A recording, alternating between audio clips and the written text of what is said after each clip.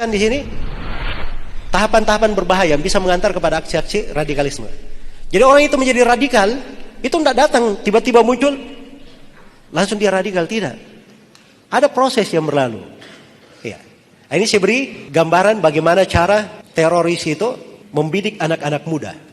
Itu orang-orang yang membidik seperti itu ada langkah-langkah. Ya. Ya misalnya anak-anak muda kita yang baru kenal, yang berada dalam lingkungan yang bagus, misalnya berada dalam pendidikan seperti ini, itu tidak langsung dijangkau seperti itu. Diajak, ayo kamu jadi pelaku pembunuh diri sana. Ya. Tidak bisa langsung seperti itu. Ada tahapan-tahapannya yang dilalui. Nah, ini tahapan-tahapan ini yang ingin saya jelaskan. Setiap orang yang mengantarnya ke sana, ke aksi radikalisme, itu pasti melalui 4 tahapan ini. Ada 4 tahapan ini, salah satunya atau semuanya dia lalui. Tahapan yang pertama, seorang itu dijauhkan dulu dari ilmu syariat, dijauhkan dari ulama yang benar. Iya. Kadang dibuat orang itu senang agama, cinta agama sudah, mulai taat, iya. Senang ngaji, iya. Tapi dia tidak kenal ilmu yang sebenarnya, cuma semangat saja. Terus yang kedua, dia tidak diperkenalkan kepada ulama sebenarnya. Makanya kalau dia belajar misalnya kepada seorang ulama yang lurus, nanti dia peringatkan, kamu jangan belajar di situ, bahaya nih orang. Karena itu saya lihat ya di pemikiran trio bom Bali pertama. Ya, trio bom Bali pertama ini mereka orang-orang yang salah memahami ilmu agama. Terus yang kedua, mereka itu hanya mengenal tokoh-tokoh tertentu saja. Usama bin Laden, Usama al-Zawahiri, Abu Qatadah al-Filistini, Abu Muhammad al-Maqdisi. Ini nama-nama saya sebut, buku-bukunya ada yang diterjemah dalam bahasa Indonesia ya. Maaf saya pernah lihat sebagian buku Abu Muhammad al-Maqdisi di Promedia di situ. Sudah diterjemahkan. Ini yang memberi fatwa bolehnya membunuh aparat keamanan. Nah, jadi harus dipahami bahwa mereka ini ya itu tidak mau mendekatkan kepada ulama yang sebenarnya. Ya. Makanya sekarang ini definisi ulama jadi tidak jelas. Ya. Sudah bisa bikin orasi massa, kemudian pegang mic di depan orasi, lantang terhadap pemerintah. Wah ini ulama, Masya Allah. Ya. Makanya belakangan ini banyak ulama yang baru muncul. Ya. Banyak ulama tanda petik yang baru apa? Muncul. Lahirnya dari acara demo-demo. Ya. Itu baru dari dalam sejarah. Ada ulama lahir dari acara demo-demo. Ulama itu kalau dari masa dahulu, itu jelas belajarnya dari mana, tahapan pendidikannya apa, jasanya di tengah umat apa. Itu jelas dari masa dahulu. Guru-gurunya itu jelas, dia ngambil ilmu dari siapa, sanad periwayatannya jelas. Itu ulama namanya. Jelas ya? Ada yang sebagiannya, Masya Allah ya, baru mu'allaf masuk Islam. Ya, terjangkit pemikiran HTI. Sekarang sudah menjadi apa? Pembicara di mana-mana. Kan ini kasihan yang seperti ini. Anak-anak muda kalau dengar orang-orang seperti ini berbahaya. Jadi kalau umat ini dibuat jauh dari ilmu syar'i, dibuat jauh dari ulama yang sebenarnya, akhirnya orang nggak tahu sudah ilmu agama, pegangan dada. Jadi gampang sekali diberi doktrin, diarahkan sana sini.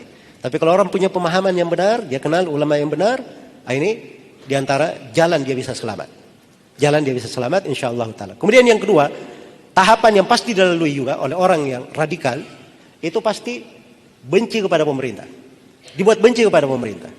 Jadi kalau ada orang, diisi ceramahnya, diisi pembahasannya, diisi kalimatnya, mau siapa saja, dia mengajak kepada benci kepada pemerintah, itu radikal itu. Itu ciri radikal. Apakah dia disebut ustadz, apakah disebut anggota dewan, atau disebut apa saja, yang penting dia mengajak untuk benci kepada pemerintah, itu ciri radikalisme. Jadi bukan masalah kecil. Karena kalau seorang itu sudah benci kepada pemerintah, dia akan melakukan apa saja.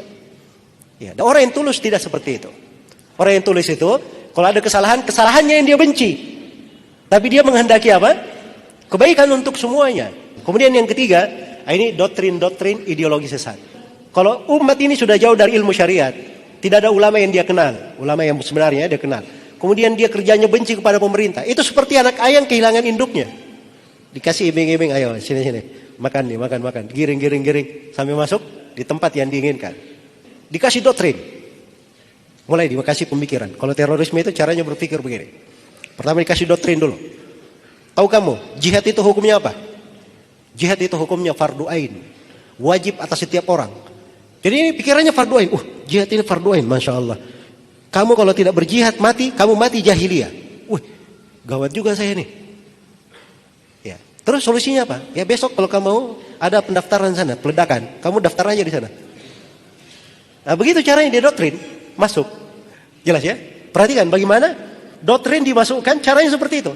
Jadi buat dulu, ini pemerintah ini tidak beres, ini pemerintah ini nggak adil, banyak kebijakannya yang buruk, ini pemerintah ini jongos-jongosnya asing, pemerintah ini begini-begini, dibuat benci kepada pemerintah. Sudah penuh dengan kebencian, masukkan doktrin, jihad itu wajib, fardu ain. Belum lagi masuk doktrin pengafiran nanti. Nah, sudah gampang sekali dimarahkan. Mau diarahkan kemana saja gampang. Nah, begitu cara mereka. Makanya kita harus mengetahui tahapan-tahapan ini supaya terhindar darinya. Karena itu belajar itu mudah. Belajar agama itu seperti yang saya terangkan tadi. Indah sekali agama itu. Membawa kebaikan. Banyak pintu ketaatan, pintu sorga. Tapi belajar dari orang yang benar. Dan saya tidak menasihatkan ya terlalu. Sekarang ini banyak viral, ustadz-ustadz viral. Sebelumnya tidak pernah dikenal. Terkenalnya karena apa? Viral aja. Tapi fatwa-fatwanya Masya Allah. Fatwa nyeleneh. Ya. Di Indonesia ini gampangan sekali semuanya. Ada yang mengangkat dirinya sebagai imam besar Indonesia. Itu bahasa berat. Kalau di Saudi Arabia, ada yang menganggap dirinya imam besar Saudi Arabia, selain daripada raja, itu sudah digantung itu besok di pengadilan. Sebab itu namanya memecah belah negara. Imam besar negara itu cuma kepala negara. Kalau mengatakan imam besar negara itu cuma satu, Bapak Presiden saja. Itu dihukum syariat. Ya. Ini hal-hal yang seperti masuknya dari mana? Itu doktrin. Dari ideologi yang menyimpang. Kemudian yang terakhir, dari tahapannya juga, pasti akan memuji aksi-aksi radikalisme. Ya, jadi lihat saja, kalau ada aksi radikalisme dia puji, dia kasih bagus. Nah, ini menunjukkan ini orang ada tahapan yang masuk di situ. Makanya dari kejadian peledakan di WTC itu tanggal 11 September, itu para ulama menyuarakan mungkarnya hal yang seperti itu.